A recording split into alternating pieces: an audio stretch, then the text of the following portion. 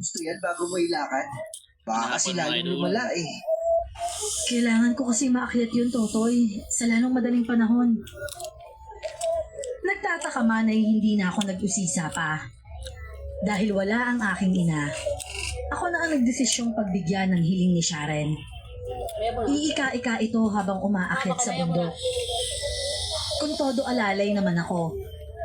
Nang marating namin ang bundok, nakita naman namin si Buknoy at Bitoy na nanginginain ng mga hilaw na mangga. Oh, tol! Buti, lumabas ka ng lungga mo. Teka, kasama mo siya. Okay na ba yung paa niya? Iika-ika pa siya oh. Eh wala eh.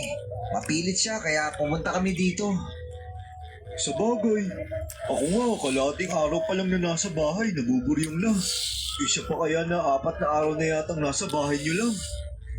Hi Sharon, ako nga pala si Bitoy. Madalas ka maikwento ni Totoy Balbon sa amin eh. Pero wag ka mag-alala.